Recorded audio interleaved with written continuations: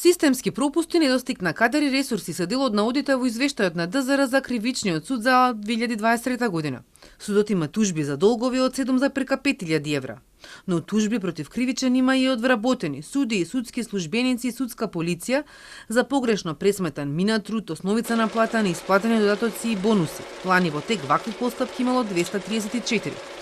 Ревизијата утврдила и отсуство на одредби за утврдување на платите на вработените во судовите кои вршат технички помошни работи. Тоа предизвикува разноликост во пресметувањето и висините на платите на оваа категорија вработени, стои во извештајот. За надминување на утврдената состојба судскиот буџетски совет во соработка со надлежното министерство потребно е да преземе активности за иницирање на измени и дополнување на законските и подзаконските акти и утврдување на критериуми за пресметка на платата на лицата вработени во судовите кои вршат технички и помошни работи. Иако расте бројот на решени предмети, сепак се пластат нерешените затоа што од година во година расте бројот на новопримени предмети.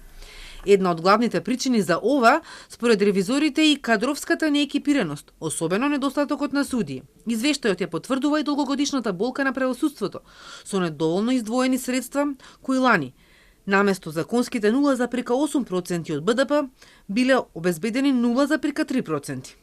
Со тоа се создава ризик од непречено стабилно и долгорочно финансирање на судската власт, обезбедување на уставната и законски предвидената независност и самостојност на истата, како и забавување на планираните реформи во судската власт.